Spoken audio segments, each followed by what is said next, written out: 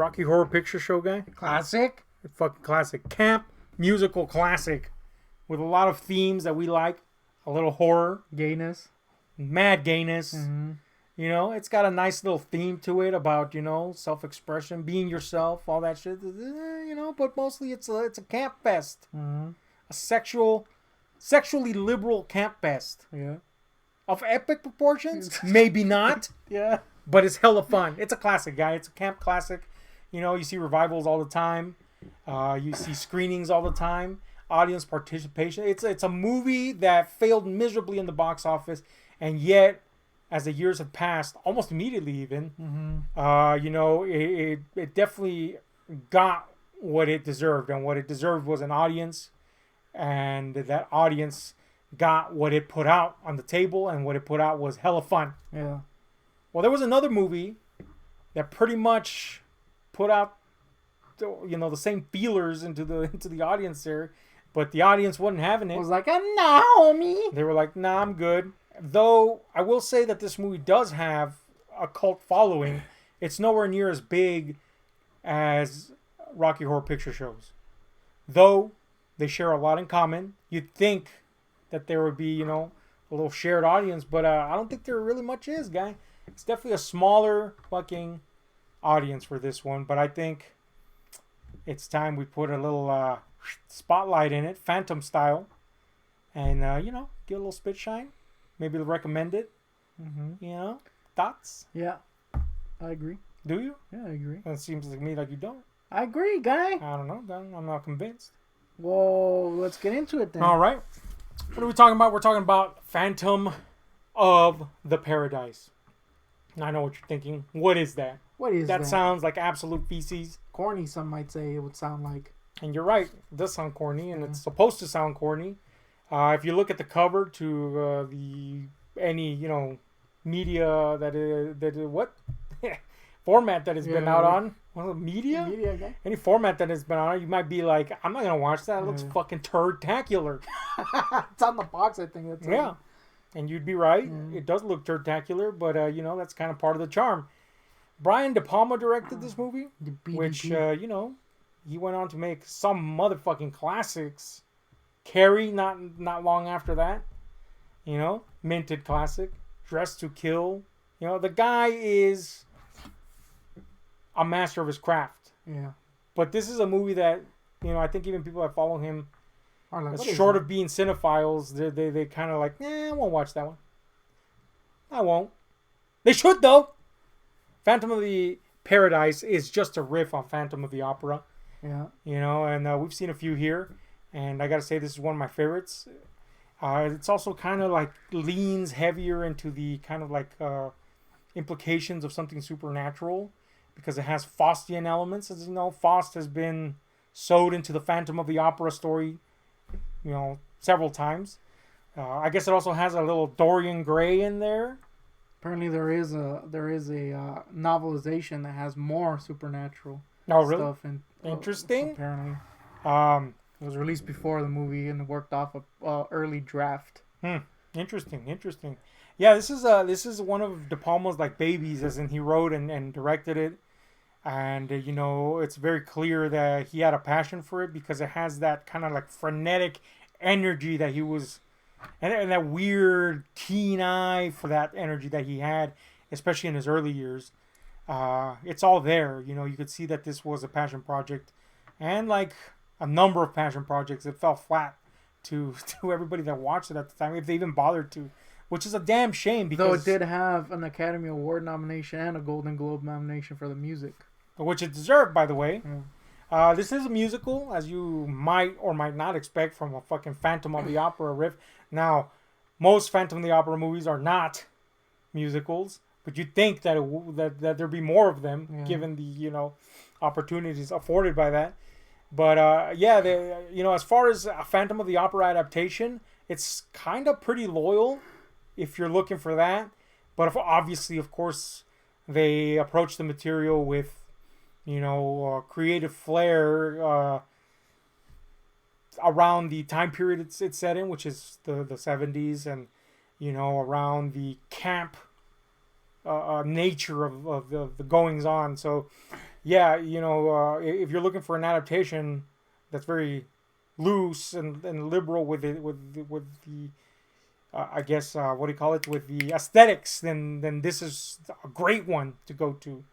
You know, it does keep the beats of the story that you're familiar with, but it has that kind of revamps them accordingly to the locations and all that shit.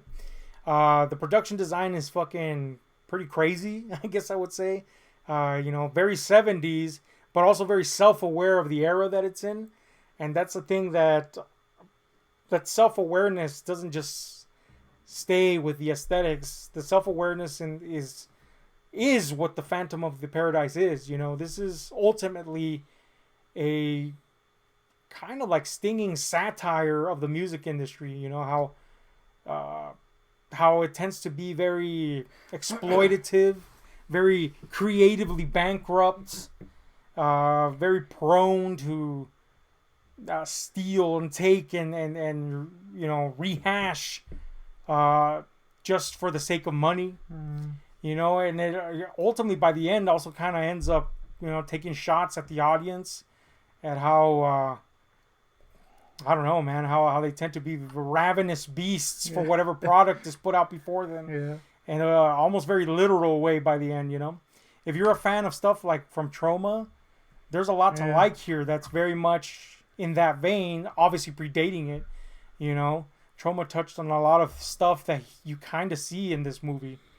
And, if somebody watches this and they see Rocky Horror or familiar with Rocky Horror Picture Show, they might say this movie stole from Rocky Horror Picture Show, but they're kind of contemporaneous. Yeah, this movie came out before, a year before, I believe. But obviously the stage show had been around for 2 or 3 years at that point for Rocky Horror. So yeah, it's kind of weird, right by each other. Yeah, there's definitely elements that seem familiar, especially when it comes to the actual show being staged in the Phantom of the Opera. In this case, a rock opera. You definitely see elements there. There's a beefcake Frankenstein. There's a beefcake Frankenstein. Yeah. There's no other way to say it, guy. And his name is Beef, in case you're wondering. Beef guy. But those especially those elements right there, you might see some stark similarities, but yeah, they were really contemporaries. You got to keep into account that to make a movie, there's pre-production time and all that stuff, so they were even more so contemporaneously being created. Not that they're ultimately the same film in terms of what they're trying to get across, very different in that regard. But anyway, give us something about this movie, gang. Gotta go back to Beef. Beef is great. Really, I should say a lot of the weird. It's just a weird movie. It's a weird, strange movie. It's one of those that you see Rocky Horror and you're like, that's a weird movie. There's nothing like it. And then you see this and you're like, that's a weird movie. There's nothing like it, even though there is. You know what I mean? It's strange.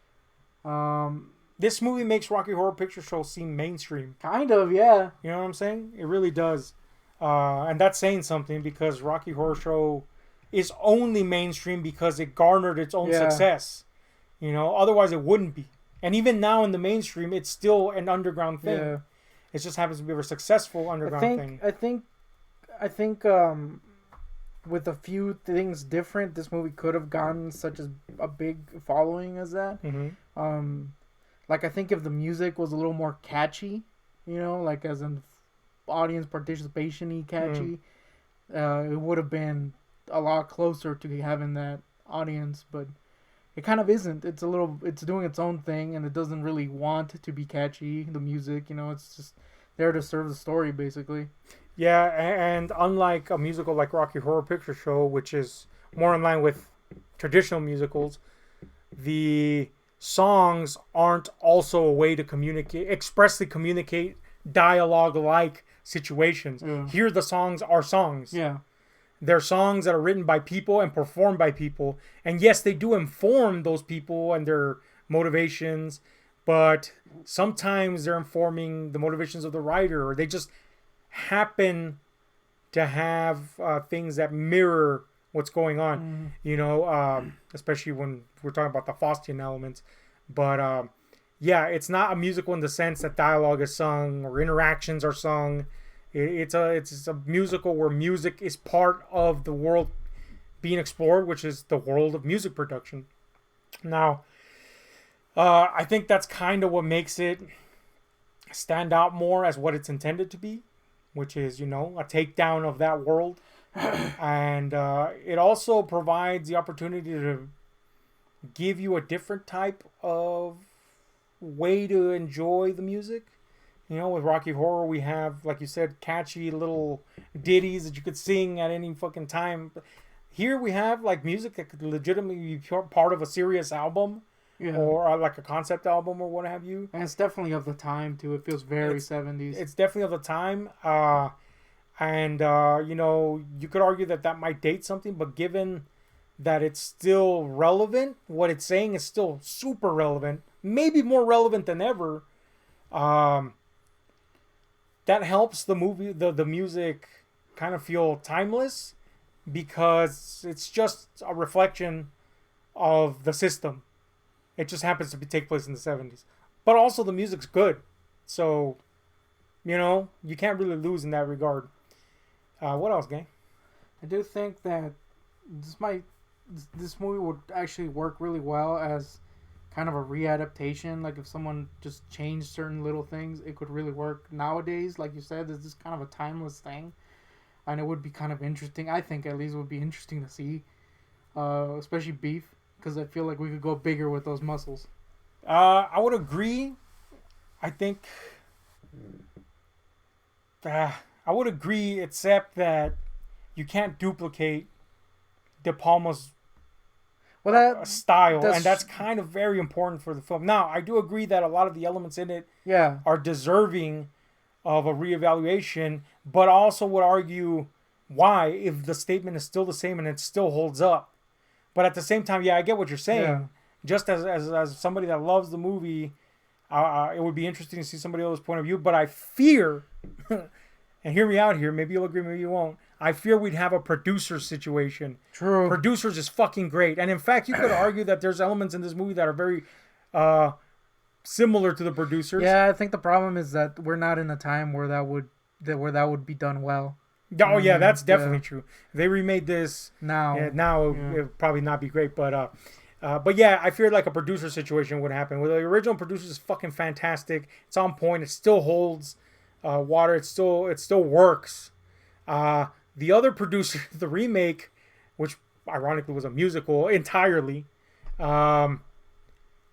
it's not bad, but it's definitely not great, and it definitely doesn't touch us. I feel that that's what would happen. You really have to get somebody that would capture. I don't know, man. There's just something about the aesthetics of that time that really, really are ingrained into this, and of course, De Palma's point of view, I think is very important. Like I pointed out to you when we watched it that the finale, especially, is very reminiscent of that Carrie's finale, and I feel like a lot of like really bright artists tend to do this. They repeat something until they get it right, and I think he got it right with Carrie, and I think there's kind of like a proto nature to this finale, but it's still it's kind of fucking awesome, It's not to say that it's inferior. It just captures that guy at that time, that creator, that director at that time. But maybe, someone that's not, familiar with De Palma's work would be more akin to,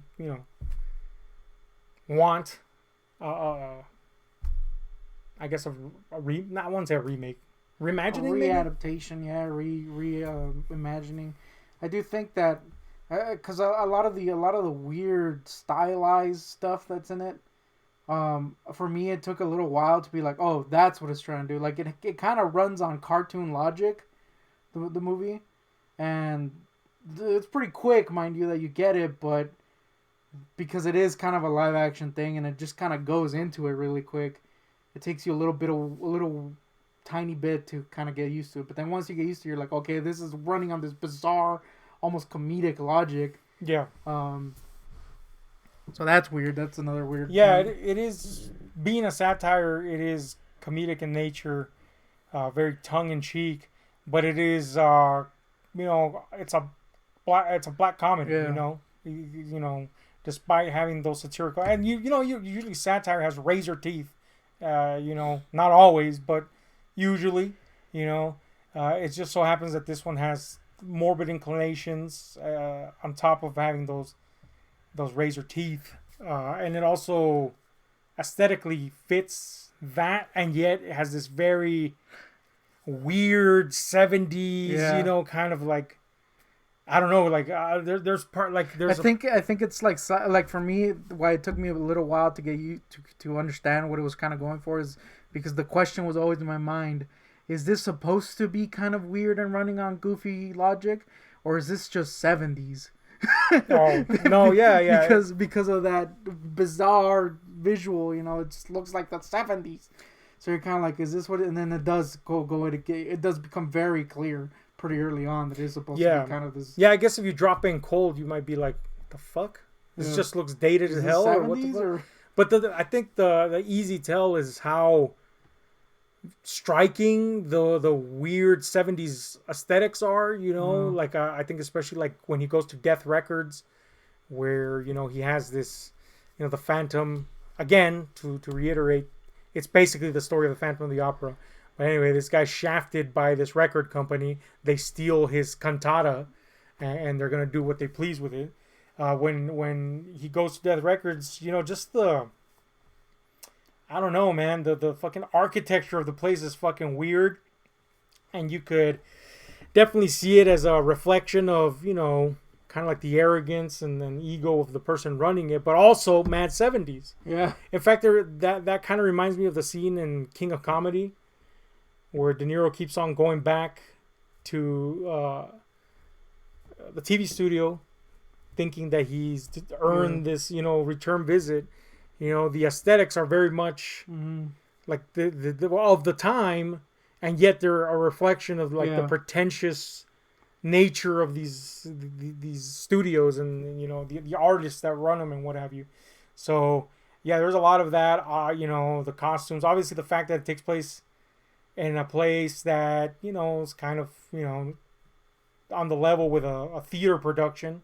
It's you know, it's a venue, but at the same time they're putting up this theatrical production. You know, all that is very much visually striking in its own way, shall we say. What about the performances? What do you think? We have the Phantom. Yeah, Phantom's pretty cool. Like, he's super annoying at first, but he's meant to be kind of like this super, like you said, kind of King of Comedy-like character.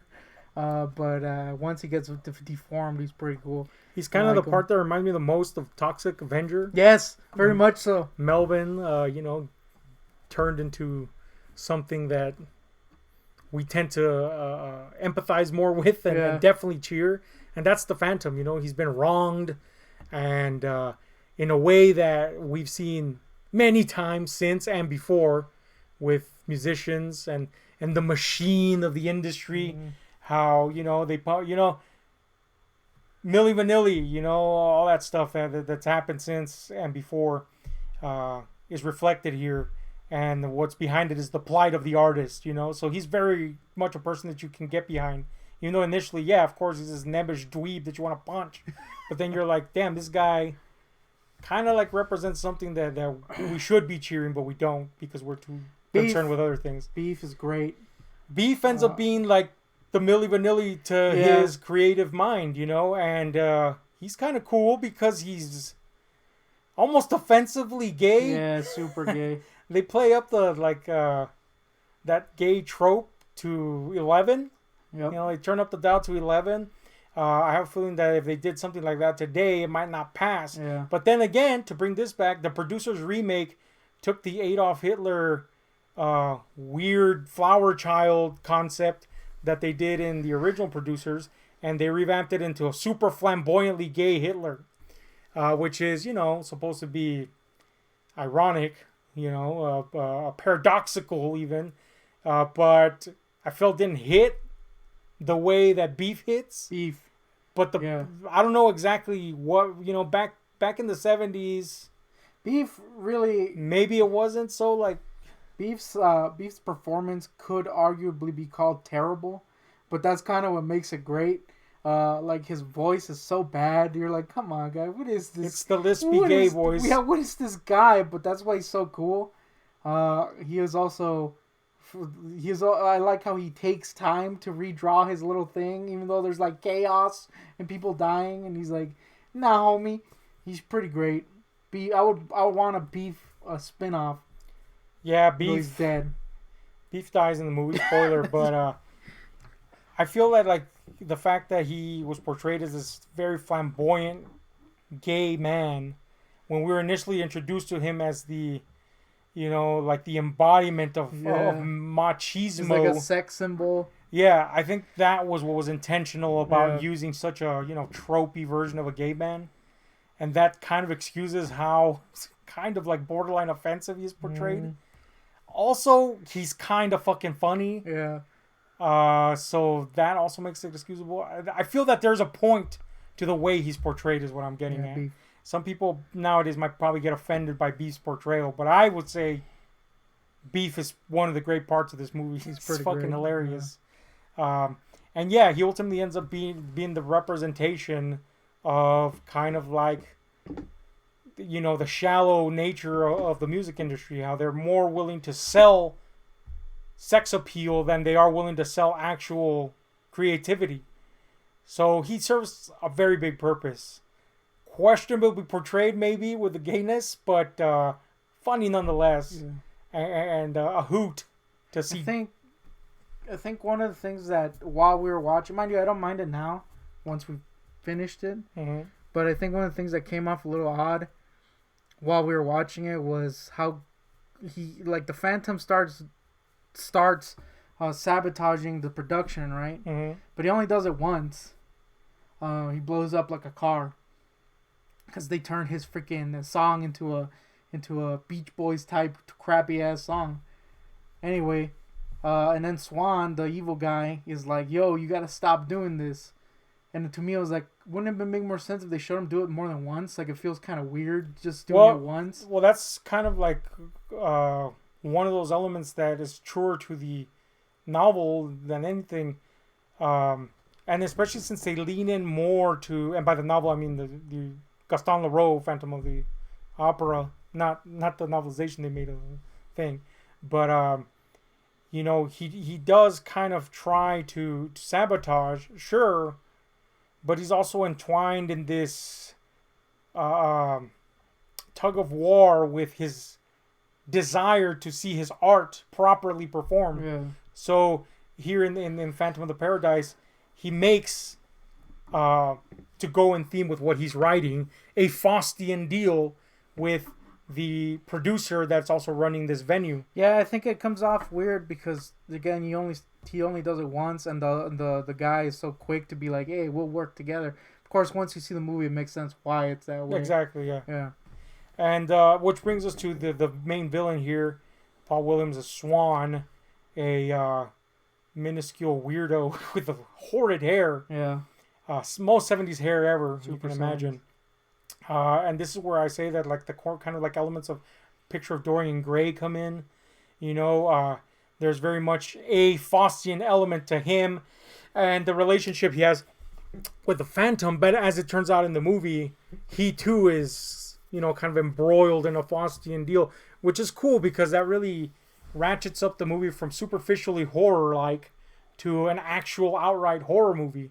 And it ends in a really bizarre way that if you think about it, if you saw this live, it would be truly unlike anything you've ever seen and you'd be all for it, which in turn is a criticism that the movie's trying to make about how fucking voracious audiences can be, even though they're being fed garbage sometimes, or stuff that's exploitative on purpose. They tend to crave it more. That's the kind of stuff that would work really well for a remake, which is why I was trying to say, like, the themes in it are really would be interesting to see in today's light, with the stuff that's going on now. Obviously, this was going on shit that happened and music stuff from the 70s, so it would be interesting to see that kind of stuff used for today's media. It would definitely be interesting Maybe Okay. not better, but I'll, it'd be an interesting thing. it might be better, but I think a remake would only be better if it had a completely different tone. Yeah. And given that we're in the era of quote unquote elevated horror, as some people are calling it, Mm. uh, of art horror, the people that are working that whose films have been released by A24, there's a lot of minds there that might bring this weird story to life, and maybe even more a reflection of cinema, which is problematic nowadays in the way it's being and it would be pretty cool because the irony of the situation would be that films like the films that are released from art house studios like A24 are defying this stodgy, crappy form of mass market production. So it would be the right avenue to bring it into fruition, and it would also kind of be artsy, which arguably this movie is an art film. It even has that kind of like amateurish art student project feel to it at times, and definitely by the ending, there's no denying that element. So it would be cool in that nature. I'll agree with that. Yeah. Uh, let's talk about oh, I do have to put out one more thing. Jessica Harper, who's famous for being the lead in Suspiria from Dario Argento, another colorful and very bizarre film that runs on a very specific set of fumes, creatively speaking, is the star here, and she's the object of the Phantom's affections. I had totally forgotten that she was the star of this one. I hadn't seen this movie in a long time. I had it there, and I had mentioned to you earlier in the day, and I was like, oh, you know what? Fuck it, let's watch it. And I had totally forgotten that she was in it. She's great. I think she's a fucking fantastic presence. I like how they kind of make her character also unlikable. Like she could have easily just been like the girl that you're like, oh yeah, she's perfect or whatever, but instead they kind of play with that and nah, she signs on, guy. She signs that deal. Yeah, and yeah, it could have been the easy route. Certainly, other Phantom movies have taken that route, and I'm not saying that in a negative way, but usually the role of Christine, as she's in the Phantom stories, she's pretty spotless as far as heroines go. But yeah, this one literally makes a Faustian deal of her own, shall we say, with the industry. The pursuit of fame. She's immediately enraptured with the idea of just the audience response, and you could see how a person might go from artistic to completely hollow, and a puppet for the industry. And they do that very well, and she's really good in her role, man. And it really helps that they kind of just have that happen naturally. She's not an unlikable person to begin with, but then it happens, and you're like, damn it. You know what I'm saying? And she's just a really good presence. There's something about her that you can see why the Phantom will be motivated by her, but you could also see why someone like Swan would want to exploit that and make the most out of, So yeah, that's pretty fucking cool. In my opinion, I do really really love the songs in this movie. I think they stand on their own. They were very distinctive sounding, shall we say. There's a certain mood to them, depending on the scene they're going to, of course. But yeah, they're fucking great. So that's obviously important in a movie of this nature. I think the production design's pretty fucking awesome in this, whether it be the stuff that is supposed to be real world or the stuff that's supposed to be on stage. They work really well in that regard. So that's pretty cool. What else, man? Anything you want to add? Oh yeah, Rod Serling does the opening. That's weird. That is weird. I was like, is that him? That sounds like that guy. And then I looked it up. It was. That's it. The real shame about this movie is, as aforementioned, it was a mad flop. Super flop, guy. This thing was ripped apart critically. There was a general question of why the fuck was this made. But despite its cult not being as large as Rocky Horror Picture Show, I think those that are fans of this movie, I mean, they've certainly carried the cross to try to make it known, and I think much like a film like The Big Lebowski, which granted wasn't as torn apart as this. Uh, Now there's an understanding of why, you know. Big Lebowski in a lot of ways had the same thing. People were like, why? Why did you go from Fargo to this? You know, and I think with this particular picture, there was a question of why? Why did you make this? What is this? Well, it was weirdly successful in Canada, of all places. Oh, Canada doesn't count. We all know that. Yeah, and they even held a Phantom Fest. So that's weird. I'll grant Canada that much. And it ran for like a whole year when it came out. That's weird. That's weird. Yeah. What is Only that? in Canada. I don't like the idea of having to praise Canada, but I'll give them that. Yeah. But yeah, man, I think this is a movie fully deserving of a reappraisal. I think that even though it does have a cult following that's very loyal, I think it's still kind of like in a weird place. Yep. Because Rocky Horror Picture Show, sure, you could put it in the horror category, but it's not really horror-y. It just has horror elements. This one, More sci-fi. it's yeah, really, if anything. This one has a weird place. It's not entirely a musical. It's not entirely horror. It's not entirely camp. It's not entirely satire, but it's all of those things equally. So it feels like it's stuck in between spaces, and that's harder to gain an audience for, especially if you don't gain it out the gate. Yeah. But I think despite that, the movie has maintained that audience, and it's growing steadily. And maybe one day, like Halloween 3 did, it'll actually catch up to that and have that the audience it deserves, that I think it deserves. This is one of Brian De Palma's best movies, in my opinion. And, you know, you don't have to be a polished film to be fucking fantastic. And I think this movie is pretty fucking great in that regard. It's rough, yet you could feel that the roughness is more out of this creative Juice. Yeah, the juices are flowing, guy. That's what keeping them gears turning. But anyway, let's give a final thoughts and final rating to Phantom of the Paradise. Okay. It's pretty great. I do think that it might not be for everyone because it is so bizarre. That being said, I do say that everyone should give it a try because you might like it. I'll give it a mad 10, guy. Yeah, I fucking, you know, I'm glad that we decided to watch it. It's just one of those movies that when I rewatched it, you know, I was like, why haven't I been watching this, you know, more ardently since? You know, and the answer, of course, was that the DVD copy sucked, you know, quality-wise. There is a Blu-ray copy that, you know, the picture throughout is actually pretty good. It does raise some questions, i.e. why we're like weird superimposed. Yeah. Oh, I know why.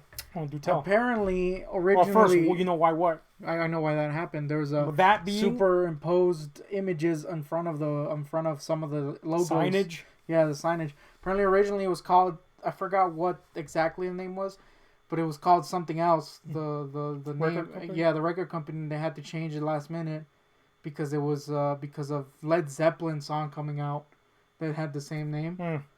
I want to say it was Life and Death record or something. Anyway, something like that.